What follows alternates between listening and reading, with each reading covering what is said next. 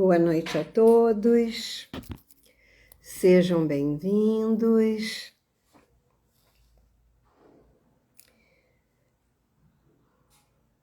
Mais uma segunda-feira.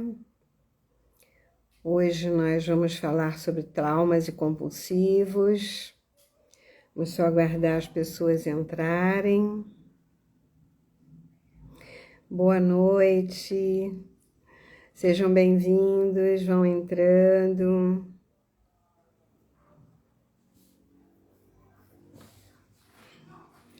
Muito boa noite. A sala está aberta. Vão entrando, vão sentando. Que hoje nós vamos falar de traumas e compulsivos. E no final da nossa live nós teremos uma dinâmica. Oi, Eliana, tá boa, querida, obrigada. A gente faz o que pode, né? Vamos lá, vou só aguardar mais um pouquinho para começar a falar, porque hoje a gente tem dinâmica, né? E eu fiquei uma semana aí, furei com vocês, porque motivo muito justo. Também, saudade de todo mundo. Mas é a vida, né? A gente às vezes tem que se afastar um pouquinho. E a semana passada eu não fiz live porque eu estava de avó. Os netos vieram passar uma semana comigo e foi maravilhoso, foi muito bom. Fiquei de avó em tempo integral.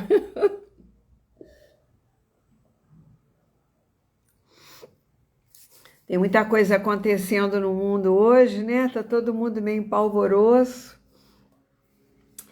Então tá meio complicado hoje. Mas eu vou começar a falar porque é um assunto vasto. Para variar, as nossas lives sempre são uma pincelada, né? Mas é importante a gente dar essas pinceladas, dar essa acordada, né? Hoje eu vou falar sobre traumas, né, e compulsivos. Então, nós temos o trauma psicológico, que é emocional, sem dúvida, e é sempre resultado de algo extremamente estressante, quando uma pessoa passa por uma situação que deixou feridas, né, nas memórias ou no conceito da sua própria identidade. E a partir de um evento traumático, a pessoa pode vir a sentir uma série de emoções negativas, e isso pode mexer com todo o sistema da pessoa, né? Não só físico, como emocional, psíquico, espiritual, em todos os níveis. E logo após esse acontecimento, né, do trauma ocorrido, né, que pode ter sido na infância, em geral esses traumas que deixam sequelas para o futuro, né, para mais tarde, sempre são da infância. Porque a criança ela tem uma mente ainda em formação, né, e ela não tem muita informação e nem muita experiência das coisas. Então, é meio complicado, porque nós nunca sabemos o que a criança cria dentro da imagem, a história que ela cria dentro dela, né? Então, ele pode ter sido um impacto, né, prolongado. Se ele tiver um impacto prolongado na saúde, esse de forma mental, né, esse emocional muito abalado, digamos assim, isso vai acarretar comportamentos no indivíduo ao longo da vida dele, uma série de comportamentos difíceis, complicados, né? A pessoa traumatizada, frequentemente elas se sentem desamparadas, oprimidas ou até paranoicas, né? Existe uma série de traumas que uma pessoa está sujeita a passar ao longo da vida. Eu até fiz uma lista aqui para não esquecer de alguns traumas que muitas vezes você passa e você não percebe que aquilo deixou marcas, né? E às vezes essas situações, elas ocorrem de forma paralela, né? Na vida dela, com outras pessoas próximas, mas ela toma aquilo como pessoal, como se fosse dela. Por exemplo, um abuso físico, né? E esse abuso pode ser de várias formas. Pode ser um abuso sexual ou pode ser um abuso emocional mesmo. Ou um sexo sobre outro, por exemplo, um pai que bate muito num filho, né? Ou uma mãe, ou um irmão mais velho, algo assim que deixa sequelas profundas nessa alma, porque isso também é considerado um abuso. Situações emocionais aflitivas, como perdas, como abandono, como deixar sozinho, a pessoa se sente sozinha, de repente acorda e ela está sozinha no ambiente, porque o outro saiu, foi na esquina comprar pão e deixou a criança dormindo em casa. São traumas emocionais que ficam marcados profundamente como um desamparo, como um abandono muitas vezes, porque nós nunca sabemos o que passa dentro da cabeça dessa criança, né? O próprio ato sexual mesmo, às vezes, é um trauma, né? Às vezes a criança nem foi agredida, mas ela, às vezes, entrou no quarto dos pais e viu os pais, por exemplo, fazendo sexo. Ela não tem noção do que o pai está fazendo com a mãe, às vezes. Ela pensa que o pai está agredindo, né? Ou que eles estão se machucando, porque ou está gemendo, ou está, né, falando alguma coisa sussurrada. A criança não tem noção, ela não tem essa formação. Por mais esperta que ela seja, tem certas situações que a criança não tem vivência, né? A negligência, né? A negligência é uma coisa complicada, né? Como essa que eu falei da criança se sentir sozinha dentro de casa porque o pai foi comprar a padaria, foi comprar um pão. Deixar um filho sozinho é muito arriscado, né? Violência doméstica. A violência doméstica são uma das coisas mais brutais que acontecem, né? Eu tenho vários clientes que eu trato até hoje com sequelas seríssimas, porque viram o pai batendo na mãe, porque é um tipo de abuso, né? Um sexo sobre outro, um trauma emocional absurdo, né? Separações abruptas, né? Quando tem uma perda, uma morte, um acidente trágico, né? Coisas assim muito sérias que podem causar esses sentimentos. Instabilidade familiar, por exemplo, né? Pais que brigam muito, que gritam e esbravejam na frente dos filhos, né? Porque essas coisas são muito pessoais, são de homem e mulher, são de adultos, e a criança não precisa participar dessas coisas, porque ela não entende o que está acontecendo. Às vezes eles falam muito alto e ela pensa que eles estão brigando, e quando às vezes nem estão, né? E essas coisas muito acirradas, as crianças, elas são muito sensíveis a tudo que está em volta, a tudo que está acontecendo. Porque dos 3 anos até os 7 anos, a criança, ela vai assimilando tudo do entorno. É como se ela fosse uma esponja. Ela ainda não tem um preparo psicológico maduro na alma dela. Porque o cérebro, na realidade, ele só está amadurecido depois dos 25 anos. Até os 25 anos, nós ainda somos crianças em formação, em crescimento. Nós não temos ainda muita noção, porque tem gente que já está estudando na faculdade e de repente termina a faculdade e diz, meu Deus, o que é que eu estou fazendo aqui? Não é nada disso que eu quero, aí para de fazer, porque não tem maturidade para escolhas sensatas, entenderam? Então isso é muito delicado. E nós estamos vivendo um momento agora extremamente delicado com relação a isso. O bullying, por exemplo, bullying na escola, o bullying em casa, né? Porque tem pais, por exemplo, que fazem bullying com a criança o tempo todo. Ah, tá vendo? Ó, tua irmã é melhor do que você. Olha só, você tá feio, você não faz igual a fulaninha. A tua prima, viu? Isso é bullying, tá vendo? Errou de novo, mas você é burro mesmo. Esse tipo de bullying começa às vezes em casa. E a criança leva isso para a vida como se fosse normal, ser tratada dessa forma. E muitas vezes não é assim que funciona. E não é assim que deveria funcionar. E se isso acontece, os pais têm que ir à escola, têm que resolver isso. Não pode permitir que outras crianças façam bullying, né? E a escola não pode permitir isso também. Mas hoje o bullying começa de cima para baixo, é pior. O negócio está muito feio, está muito absurdo. Então, a gente tem que ter muito cuidado com as nossas crianças, né?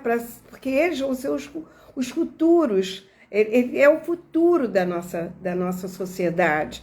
Então, compete a nós, pais, a educadores, né, a tios, tias, avós, ter esse cuidado amoroso e afetivo com essas crianças. Ter o maior cuidado possível com o que está acontecendo.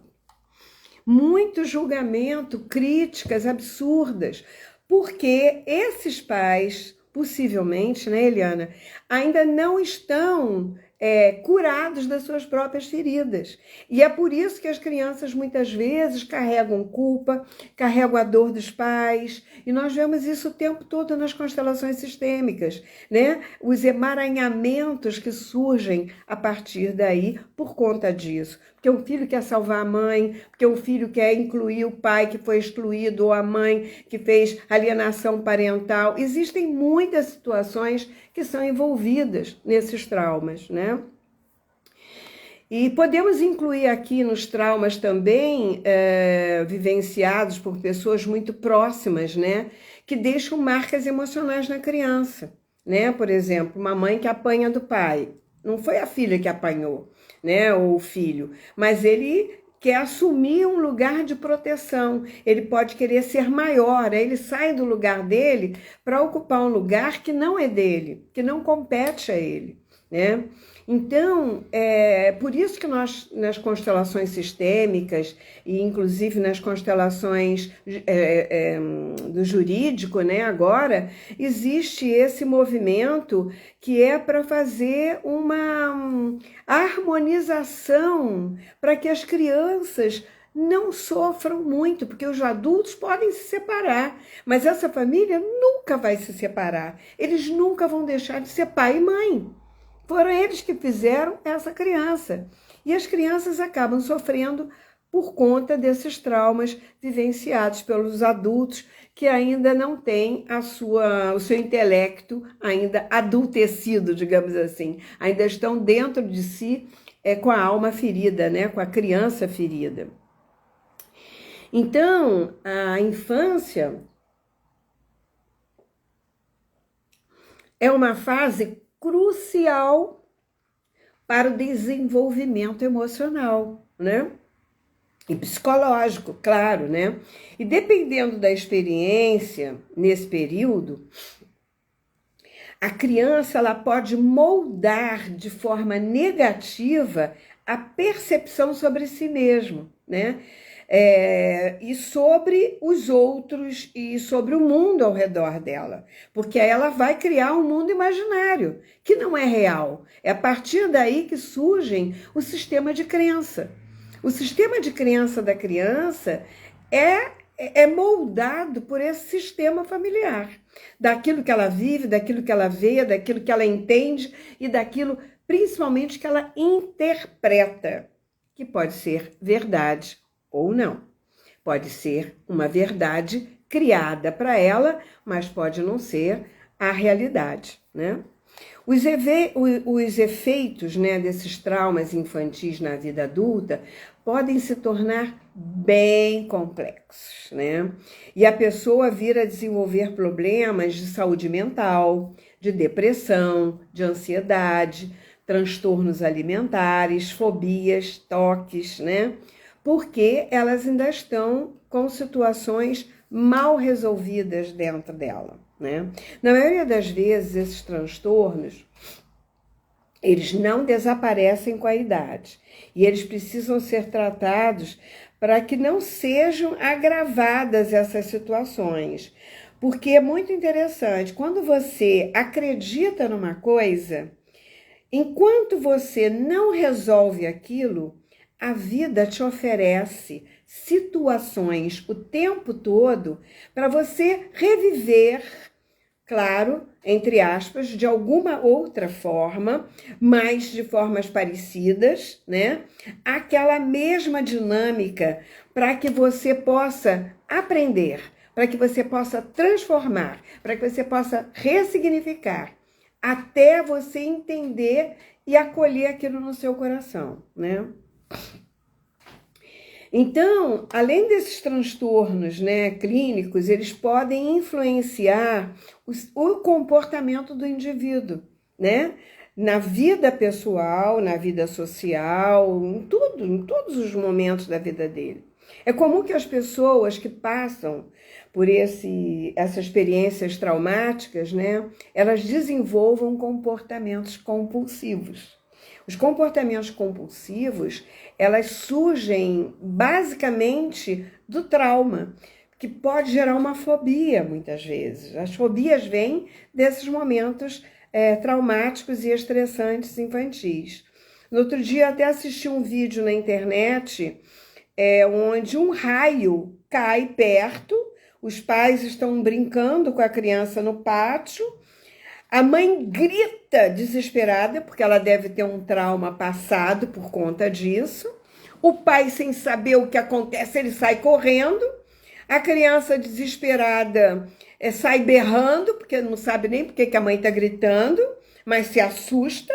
O pai cai, né? Fica aquela confusão no pátio por causa de um raio que caiu perto, mas não foi ali em cima deles, né? Mas tudo porque a mãe tem, na realidade, um trauma mal resolvido. E aquele som... Eu tô com garganta meio ruim.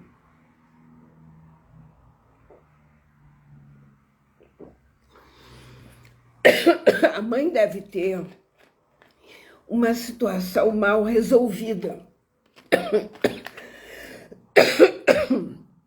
Bom, enfim.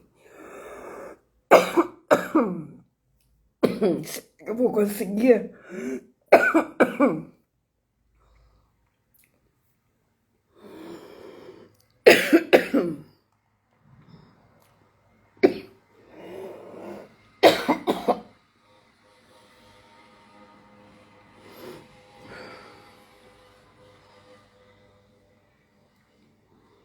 Eu queria falar agora dos aspectos compulsivos agora. É comum que as pessoas que passaram por experiências traumáticas desenvolvam comportamentos compulsivos. Elas fazem isso como uma forma de lidar com a dor, com o estresse, com aquilo que ficou muito, eu digo, fundido mesmo, né, na alma dela. Desculpe, gente, mas eu tô com a garganta meio ruim. Eu acho que é o tempo. Muito frio aqui. 10 graus, tá bem frio. Bom, os comportamentos compulsivos, eles podem incluir diversas formas de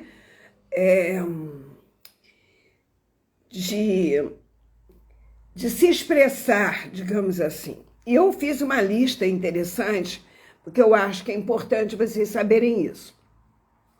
Gente, nós vamos fazer depois uma dinâmica, que eu acho muito importante. Então, mandem aí os aviãozinhos para os amigos, chamem todo mundo.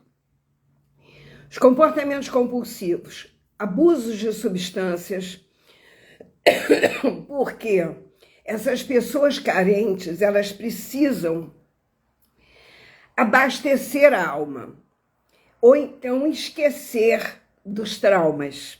E elas acabam entrando num processo compulsivo, né? Por substâncias, por droga, por álcool, por qualquer coisa, né? Outra coisa que vem como a compulsão é alimentar. A ansiedade, a tensão, o medo faz com que elas comam, como se elas abasteçam para suprir um buraco que não vai se fechar nem vai se tampar por conta disso. A automutilação. Eu atendia várias mocinhas, acho que umas 2 ou 3, talvez, ou mais. E eram sempre por situações dessa forma, com carências. 2, elas tinham carência paterna. Uma era feita foi filha de uma vontade da mulher ter filho e transou com um namorado, não falou nada e teve um filho e também não disse para o cara. E a menina só veio conhecer depois e se sentia rejeitada, porque aí o pai já tinha casado, já tinha feito filhos. E ele tinha uma outra vida, ele não sabia nem que tinha filhos, né? E isso deixava ela numa situação de exclusão. Mas, na realidade, aquilo foi uma alienação parental da mãe, que não avisou, que excluiu o pai, né? E ela se sentia excluída. E aquela sensação é como se ela precisasse reavivar algo que ficou paralisado dentro dela, uma falta de emoção, né? Outra coisa também é a compulsão por sexo, criar atos repetitivos, como verificar constantemente as coisas, toques, né, de lavar a mão excessivamente. Claro que podem ter aspectos de lealdades invisíveis com os nossos ancestrais, com situações que aconteceram. Essa lavar as mãos excessivamente, por exemplo, o Bert Hellinger dizia que poderia ser, aliás, eu aprendi isso com Gunther Weber, que ele dizia que poderia ser de um assassinato em família, de alguém que quisesse lavar as mãos para tirar a culpa ou lavar o sangue daquele que foi perpetrado, né, digamos assim. E algumas vezes nós observamos que isso havia acontecido mesmo. Então, esses comportamentos, eles agem como um mecanismo de um enfrentamento, proporcionando uma sensação temporária de alívio. Ou controle, né? Também trazem consigo um ciclo vicioso, como a culpa, a vergonha, a dependência, né? Então, assim, os comportamentos compulsivos, eles decorrentes desses traumas infantis, são formas inadequadas que o cérebro encontra para gerenciar a ansiedade e a angústia do trauma vivenciado, daquilo que se esconde por trás desse comportamento, porque sempre tem alguma coisa atrás. Se aqui nós temos um problema, você pode saber que nós temos algumas situações que estão alimentando isso que está hoje aqui. Então, nós temos que ir lá. Nós temos que ir lá na ferida mesmo, né? Não tem outro jeito. Vamos entrando, gente. Vou ver quem chegou aqui. Nossa, tem muita gente aqui. Niela, Jane, Bernadette, Tatiana. Bom, por exemplo, Um indivíduo que sofreu negligência severa pode buscar conforto em comportamentos autolesivos, né? Essa negligência é como aquela que eu falei da menina, né? Que era... Essa outra, por exemplo, ela foi feita de ela nem sabia quem era, eu acho que o pai. E a menina também não sabia quem era o pai. E a menina engordou muito e se cortava inteira.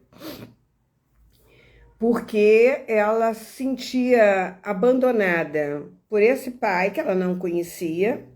E ela se sentia abandonada pela mãe, que ela achava que nem era filha dessa mãe. Né? Ela realmente era bem diferente, mas era filha. Segundo a mãe, era filha dela.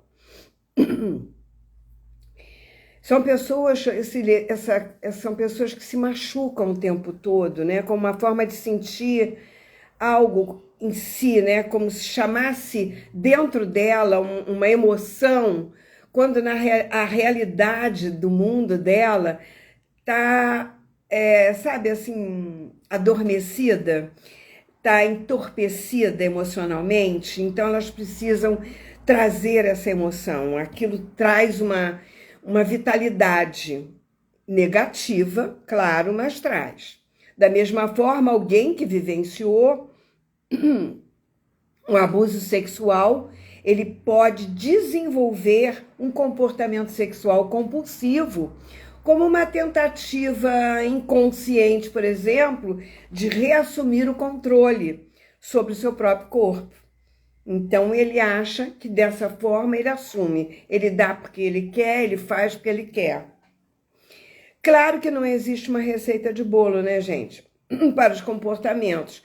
Pois cada cabeça é uma sentença diferente da outra. Cada criança, como eu falei lá no início, ela cria uma realidade que nós desconhecemos. Por conta desses dois hemisférios cerebrais que existe uma polaridade dentro de nós. E elas sempre estão ligadas a esses masculinos e femininos que vêm atrás de nós, anterior a nós. O tratamento dos traumas infantis e seus impactos, né, subsequentes, digamos assim, na vida adulta, requer uma abordagem terapeuta específica. Existem várias terapias muito boas para isso. Psicoterapia, como a terapia cognitivo-comportamental, que é o TCC, que eu fiz um estudo sobre isso, eu achei fantástico, uma pós.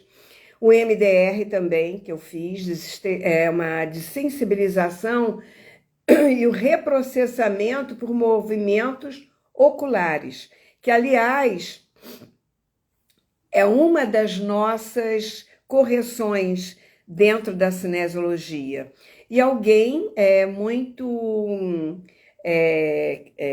brilhantemente pegou uma única correção, porque nós temos 61, pegou essa correção e fez uma escola, né, para tratamentos de sensibilização. A cinesiologia quântica, né, que vai até o momento da causa e tira os estresses que foram do momento da causa e de todas as vezes que as situações parecidas ou quase repetitivas, como eu falei lá no início, que às vezes a gente atrai mais do mesmo, né, para você poder criar e ressignificar esse comportamento, a cinesiologia faz essa linha do tempo, que eu acho fantástico. Trabalho com isso há 35 anos, eu amo de paixão esse trabalho.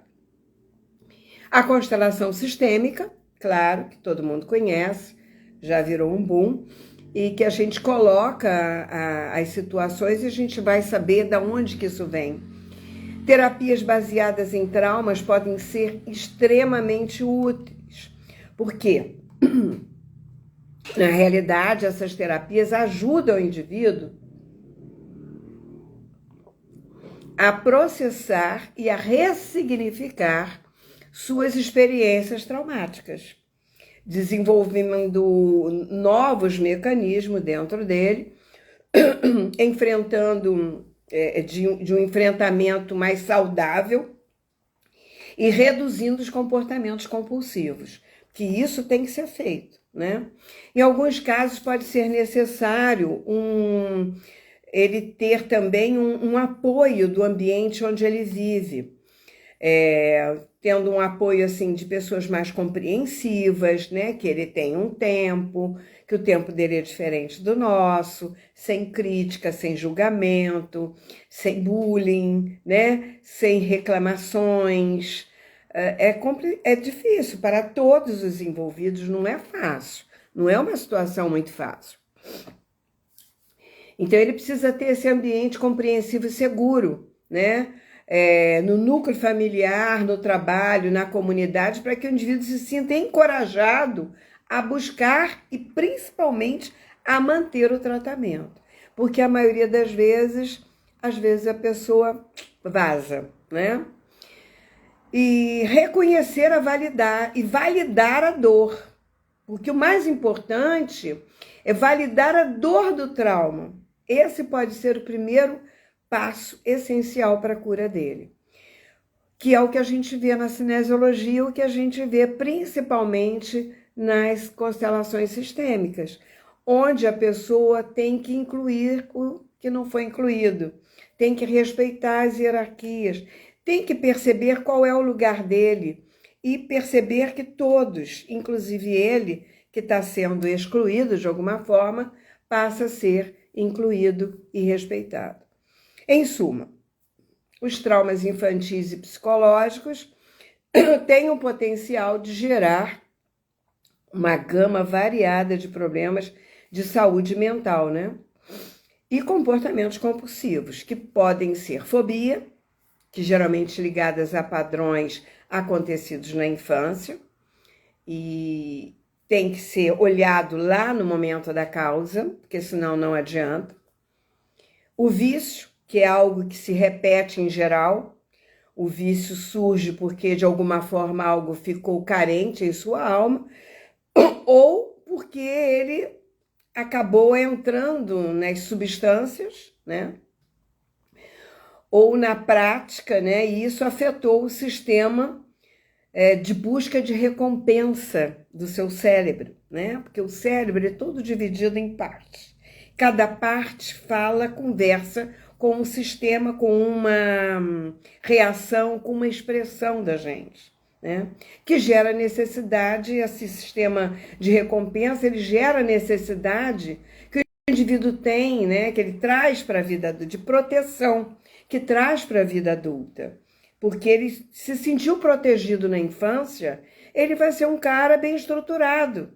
Se ele teve, mas o pai foi ausente, mas ele teve um apoio da mãe, ou vice-versa, né? Uma estrutura, teve amor, teve afeto, teve cuidado, teve limite, né? Teve respeito, ele vai ter base para ser um bom adulto, né? Mesmo que os pais se separem. Se os pais continuam dando suporte, não ficam brigando, nem fazendo alienação, falando mal um do outro, né? Isso dá ajuda e suporte para ser um bom adulto.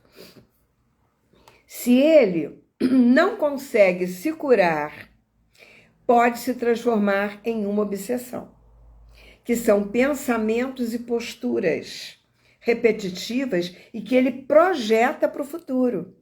Isso é o pior de tudo. Isso a gente vê claramente numa sessão de cinesiologia. Mas com a abordagem e o suporte adequado que ele tenha, é possível encontrar caminhos para essa recuperação e para construir uma vida mais equilibrada e saudável. Nós vamos fazer uma dinâmica já com vocês, hein? Eu mesmo, com meus 35 anos de prática de cinesiologia quântica, né, essa prática terapêutica com a cinesiologia quântica, eu já trabalhei muitos casos desses, muitos. Porque o nosso trabalho de cinesiologia, que aliás o nosso primeiro módulo será dia 16 e 17 de novembro, hein? Se prepare, turminha aí, esse ano vai sair mais uma turma de cinesiologistas, quer dizer, vai terminar o ano que vem, né? Mas vamos começar este ano. Então, o sistema de cinesiologia quântica, ele é todo baseado no equilíbrio do sistema cerebral, né? De integração cerebral positiva e negativa, masculino e feminino, né? Os mecanismos cerebrais que ligam aos traumas, a comportamentos compulsivos, eles envolvem a área da amígdala. Amígdala cerebral, não é essa não, é outra amígdala, que está associada ao processamento de emoções. E o circuito córtico estriato tálamo cortical, que está envolvido em padrões de comportamentos repetitivos, né?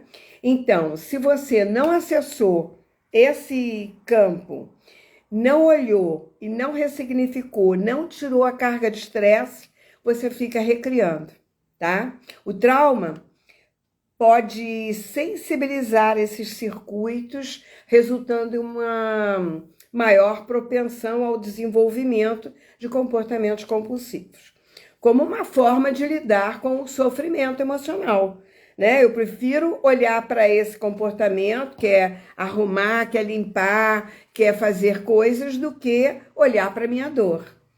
Mas você só vai se curar na hora que você encarar a sua dor de frente, tomar ela e mudar a história.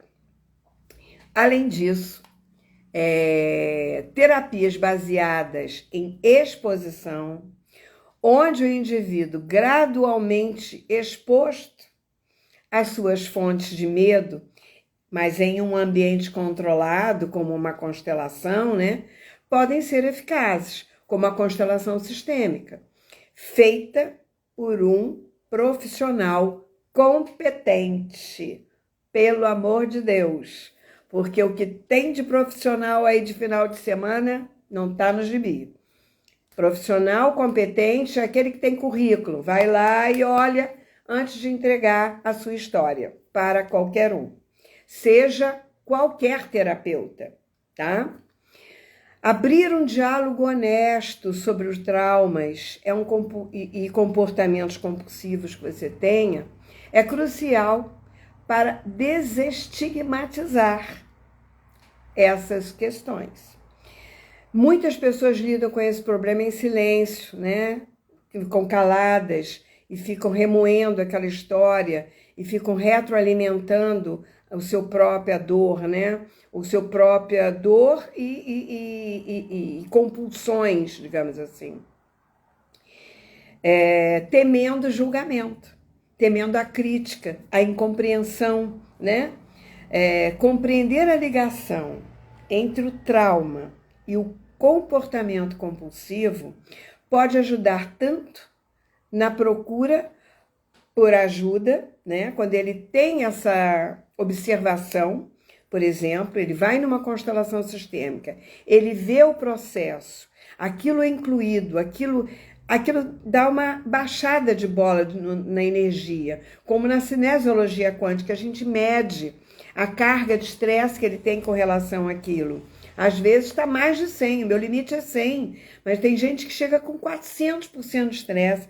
É estresse demais, ele não vai dar conta sozinho de mudar isso.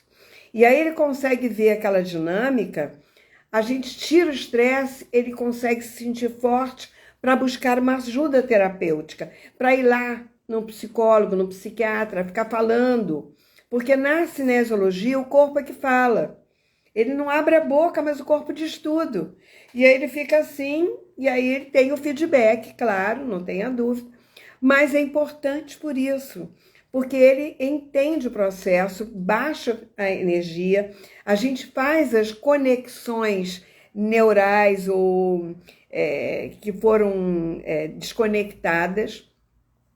Isso dá para ele um prumo para que ele possa ir buscar outros tipos de ajuda que possam completar esse trabalho. Claro, uma coisa ajuda a outra, né? E tem processos que são muito, deixa eu ver a hora aqui, são muito violentos e precisam ser trabalhados. Então, ao criar um ambiente de aceitação e compreensão, podemos ajudar aqueles que sofreram e que sofrem, né, a encontrar um caminho mais saudável para lidar com as suas experiências e emoções. Gente, esse assunto é para mais de metro, né? Então, não sei ainda se vou, Janete, não sei ainda, estou decidindo uma série de coisas aqui. Que eu tenho viagem também para Portugal, que eu vou dar treinamento lá em Braga, em Portugal, e em setembro agora, tem outras situações que eu preciso resolver aqui, então tá bem complicado. Bom, vamos fazer a nossa dinâmica, gente, que a gente tem 10 minutos. Então, vamos lá. Eu quero que vocês fiquem perto de uma cadeira e de uma almofada. Rapidinho, vamos lá pegar essa cadeira e essa almofada aí. Vamos fazer um pequeno movimento hoje para vocês sentirem se vocês estão precisando de alguma ajuda. A gente sempre precisa, né? E precisa olhar para isso. Então, vamos lá. Pegue uma almofada, um travesseiro, o que for. Deixe uma cadeira ou uma poltrona atrás de você. E eu quero que você fique em pé e bote essa almofada aí no chão, bem próxima de você, assim, em frente a você. E fique olhando para essa almofada.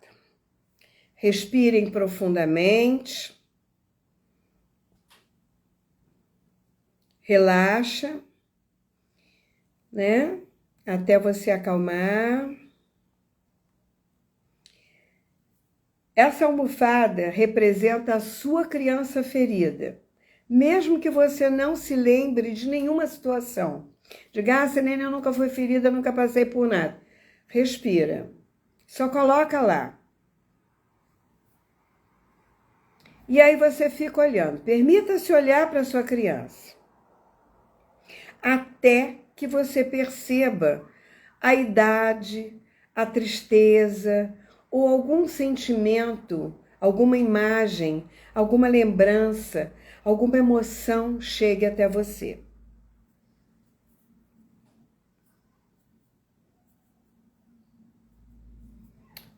Um sentimento de desproteção por algum motivo, não importa.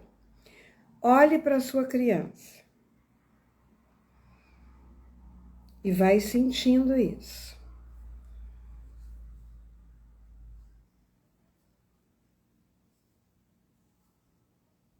Olhe para sua criança e diga: eu sinto muito. Eu sinto muito.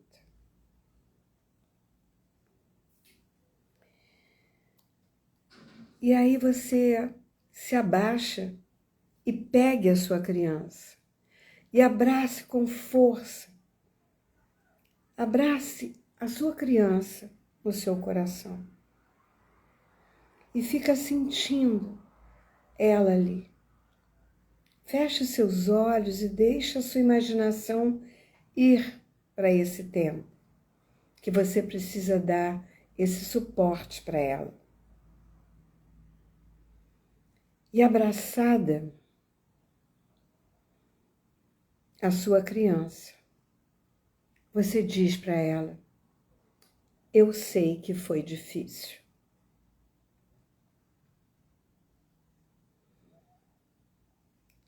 Mas você foi muito corajosa.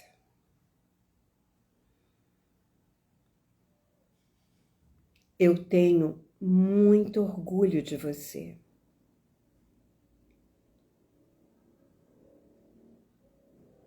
Você fez o melhor que você pôde. Eu nunca te abandonei. Eu sempre estive a seu lado. E eu nunca vou te abandonar.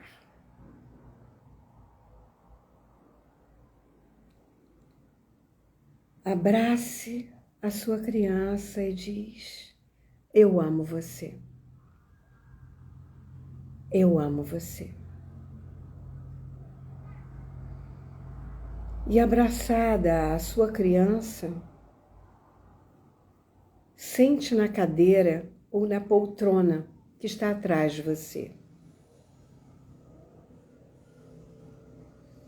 E agora imagina que você se sentou no colo de alguém que deu suporte para você. Alguém que possa te amparar e proteger. Que você se sinta protegida e amparada. Pode ser a mãe, a avó ou uma ancestral que você não conheça. Que traga para você e para a sua criança esse conforto e essa proteção, essa sensação de se sentir protegida. E agora fique simplesmente sentindo isso em seu coração. Abraçada a sua criança, sinta-se também abraçada ou abraçado.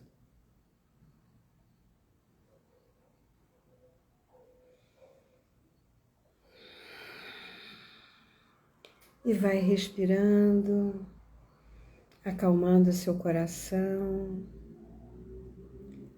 até perceber que uma paz toma conta de você.